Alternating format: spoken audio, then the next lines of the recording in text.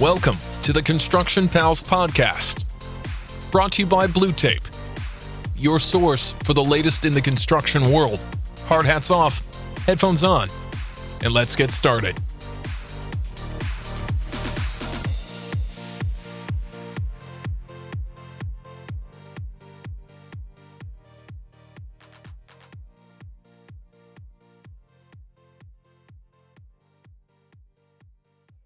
Jason back again, host of the Blue Tape podcast, where we bring together industry experts and community members to talk about all the important issues in the construction industry.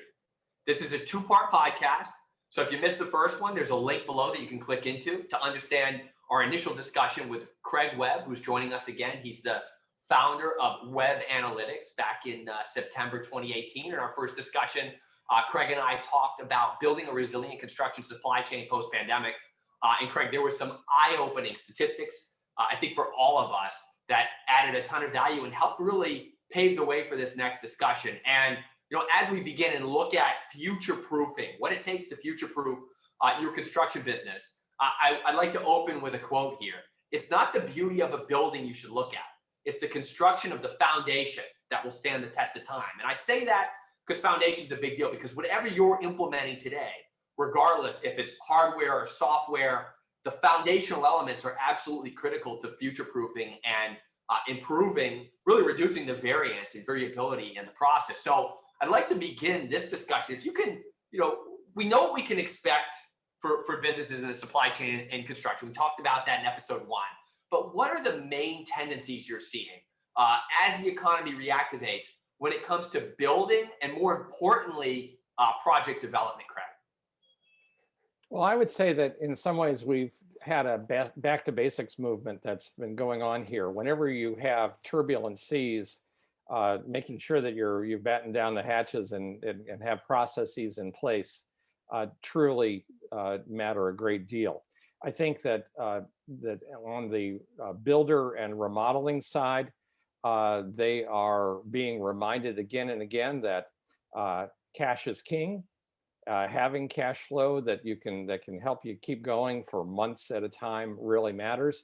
That there is no real benefit in being a loss leader because you want every project to make money. And so consequently, just thinking about those basic issues help you avoid being those 1 out of 9 companies that I talked about earlier that go out of business every year. On the dealer side, I think that there is much more of a discussion these days about figuring what really is most important, which is having product to sell. The price that you have it to sell at, there's a little less gamesmanship going on there and a lot more work on making sure that they can meet their customers' needs and communicate with them regularly so that everybody in the supply chain knows what's happening. Yeah, and this obviously the supply chain, and we talked about in the first episode, is quite complex. It's clearly a turbulent environment right now, unlike what we've seen in a long time. If you look at the landscape, right, clearly you've got a lot of these small, a lot of minority women-owned contractors that are out there looking to make an impact, looking to expand and work on more projects. We touched on in the last call a little bit about the upcoming infrastructure bill, and there'll be a lot of folks that want to get engaged and support there. And then you've got big general contractors, builders, and more, let's call them electrical contractors or mechanicals that are focused within different regions, Craig.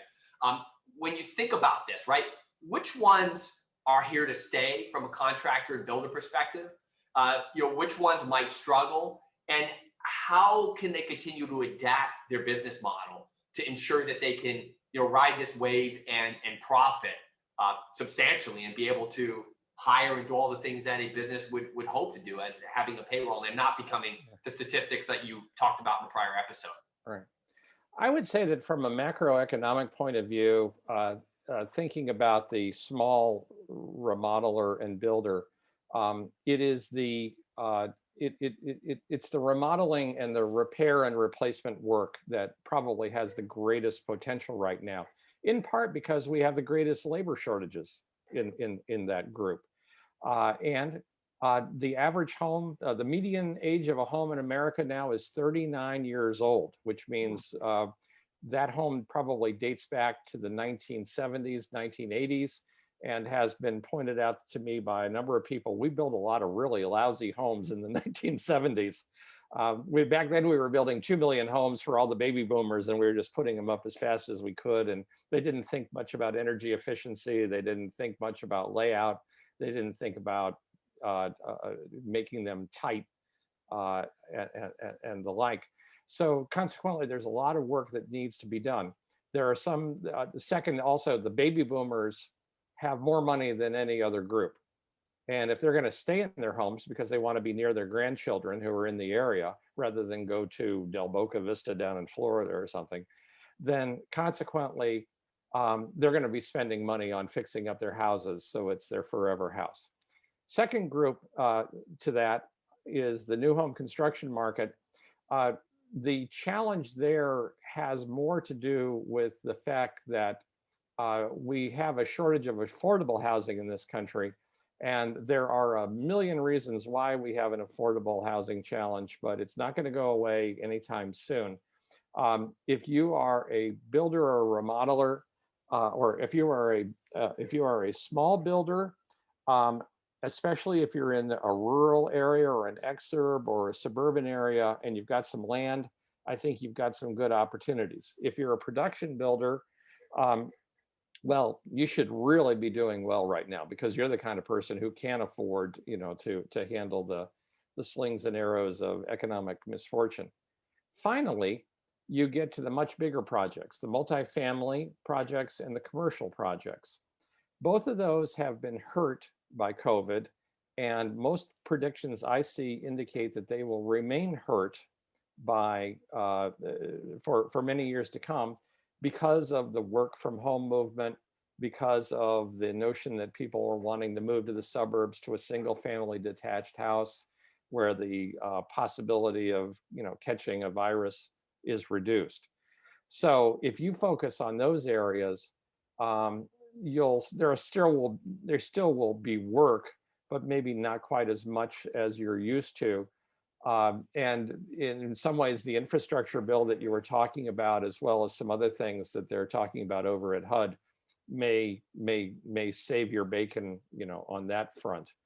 Not only that, but also as long as we continue to have a shortage of laborers on all of these types of projects, if you're into this business, you've got a much better chance of being in demand and having people ring your phone than other businesses.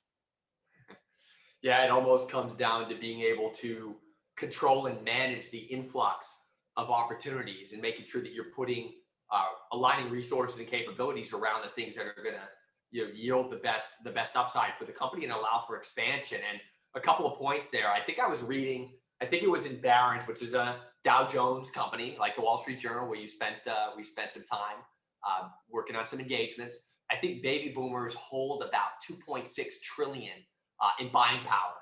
It's a fascinating statistic, obviously, and one of the wealthiest generations to date, I believe. So that will play a role, especially when you talk about the trend out to the suburbs and buying second homes, third homes, right? If you've been a diligent saver over the years and have access to a lower interest rate environment, it's certainly favorable there, and we're seeing more of it. What also is, again, the median age of a home in America, 39 years old. So didn't know that statistic. That is something to keep in mind. And obviously I'm very curious to see how home prices continue to move and fluctuate. I think I read that the average home price now across the country is $370,000. So there's a lot of things, and remodeling, repair, replace, clearly big potential there, which you've highlighted. Now, to accelerate and adapt towards these changes that you've talked about, any technologies you'd highlight, and this can range from technologies that can support with material takeoffs and helping to estimate. It could be cloud computing that can help with efficiency and other types of project management or collaboration. But be great, Craig, to get your perspective on the technologies that could be leveraged and implemented to maximize the upside, particularly for these remodelers and repair companies. Well, in the beginning, there was a carpenter's pencil and a piece of paper. Not a bad thing, by the way. I'm still writing everything down myself. Well, in which they were doing all their calculations, writing them on 2x4s. To that, we have slowly over time done some pretty astonishing things with regard to technology. Much of it made available as mobile computing and mobile devices work their way in. Seeing your young face probably tells me that you never had a Palm Pilot in your life. You may not even know what a Palm Pilot was, but when it came out, it was revolutionary.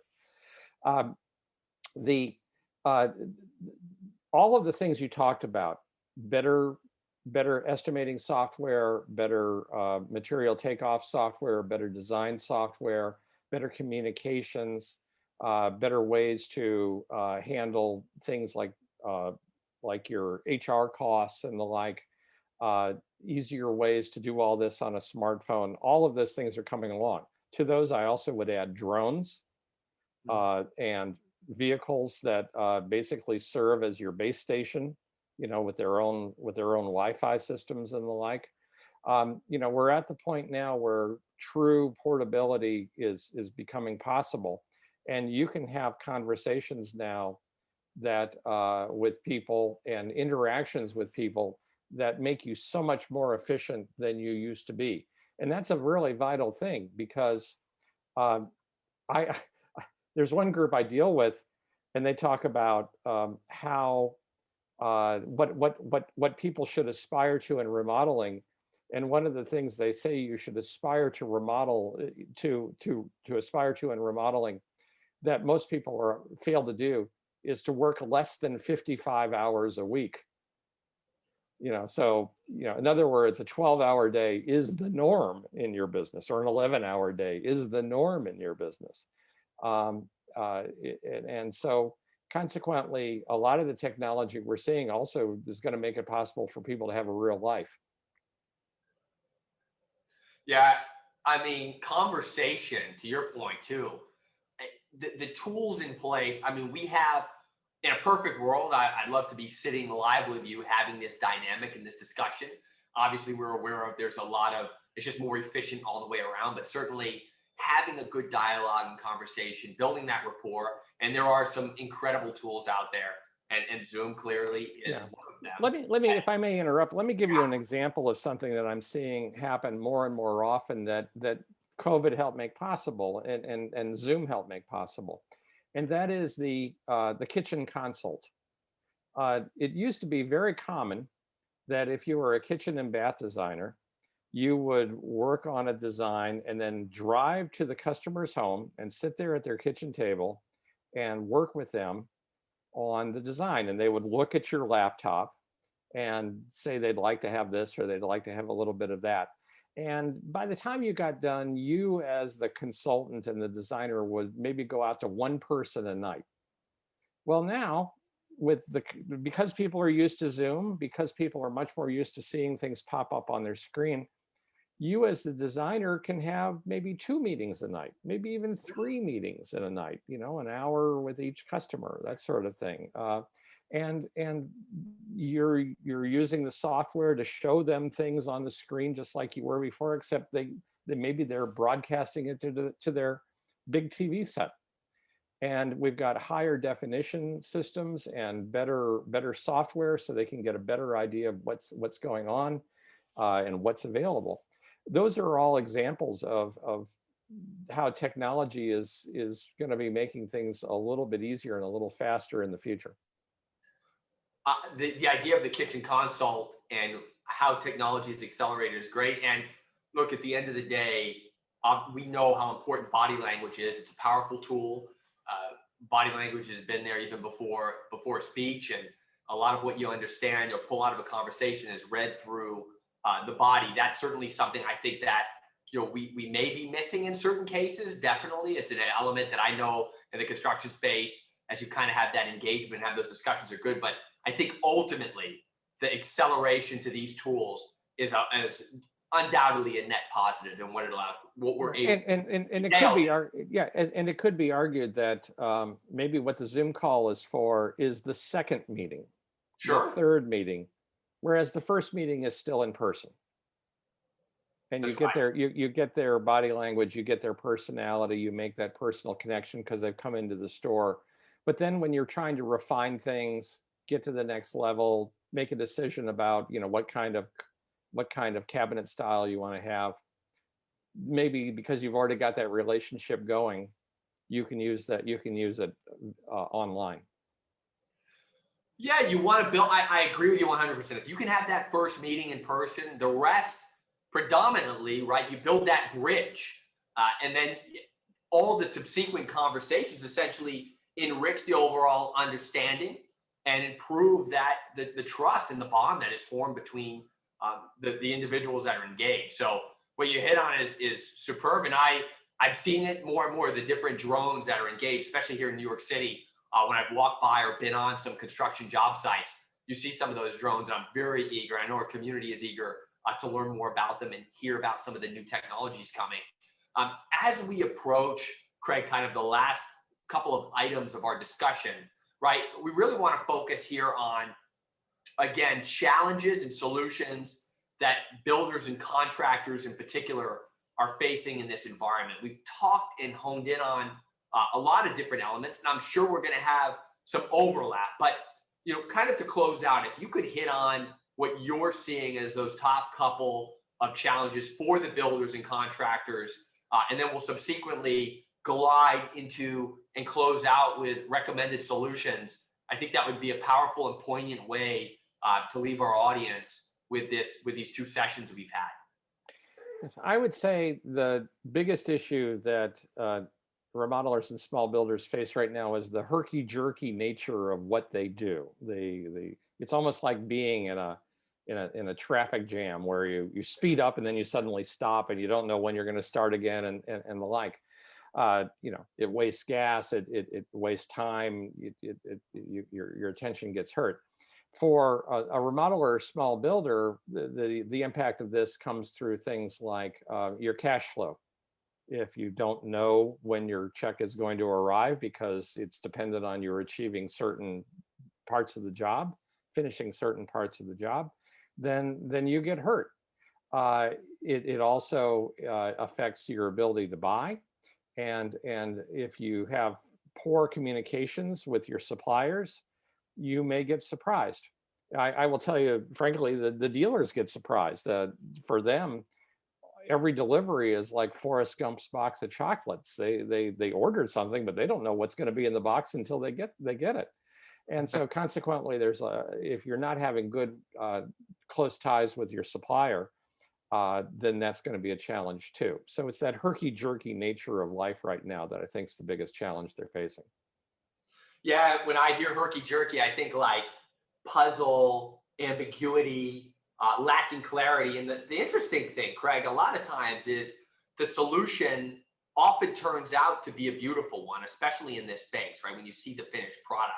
And I know certainly having been engaged and looking at some of these projects across the country, that tends to be the result from a closing perspective. So you mentioned kind of the nature, uncertainties around cash flows, definitely. So again, technology that can come in there that would be prevalent and catch the eye and allow people to seamlessly transact their day-to-day business. How can they overcome the challenges, and where are some places people can look in this industry, in this space, to get those solutions? And I certainly want to use this as an opportunity, again, to highlight what you're doing at Webb Analytics, some of the stuff that is coming on the horizon and pre-existing documentation and communications that people in our network should be looking at to help them achieve these solutions. Well, when it comes to running a business, one of my favorite publications for the remodeling community is something called the Journal of Light Construction. It's a publication that's put out by the same people that used to publish my Lumberyard magazine. And it has a phenomenal discussion forum. They just did a survey of several hundred builders and remodelers, asking them some of the same questions that you just asked me. So, to get a view from your community as to how you're solving these problems, both online and in print, I'd say the Journal of Light Construction is a good way to go. There are roundtables and groups you can join. Remodelers Advantage is one that I've been a big fan of. There also is something called the Certified Contractors Network, which is more for the community that does roofing and window replacement and siding replacement. That's got its own group. Frequently, your vendors can help you too. Like, let's say, for example, you are a company that installs James Hardie siding, which is a type of fiber cement siding. You know, if you buy enough of it, they invite you to a conference. They provide information to you. So sometimes going to your vendor is good. And then finally, I would say, call on your dealer. You know, the dealer has usually been around there for donkey's years. They've been through these things. Having good communications with your dealer, both in terms of telephone calls, sometimes in person, and ultimately through just text messaging, is a great way to really keep up and keep warned. I said on the first podcast, my job is to talk about trends and threats and opportunities. And I suppose in this case, what we've been going through lately is a lot of threats to your business flow. If you can use these other things and be forewarned, you're in better shape than you would be otherwise. Oh, appreciate it. We need desperately, right? The amber light is on in many instances, more so than ever before. There's a lot of red flags that can easily be flipped to green with the right diligence, the right guidance. You know, you talked about the Journal of Light Construction. Certainly calling on your dealer is valuable. And I encourage everybody in our community, right, to check out Webb, WEBB-analytics.com. We'll obviously be putting some links in there so you can learn a little bit more about Craig and the great work he's doing, and the now available, I believe, LBM Next Great Benchmark, documentation. I think it's a 40-page report that essentially breaks down some of the key numbers that we talked about in these podcasts and allows you to really dive in and do the necessary analysis and diligence. So Craig, the entire Blue Tape community is sincerely grateful. You spent a lot of time with us today. It was certainly, for me personally, very beneficial and insightful, and wishing you all the best and continue, your generosity, your thoughtfulness, much appreciated. And I look forward to doing this again with you, and hopefully in person. If not, as you've said and made clear, we've got plenty of great digital tools to have a big impact for our community. So thank you for your time, Craig. It was a pleasure. Thank you. Thanks for listening, and don't forget to subscribe for more episodes like this. For more information on Construction Pals Podcast and Blue Tape, please visit bluetape.com.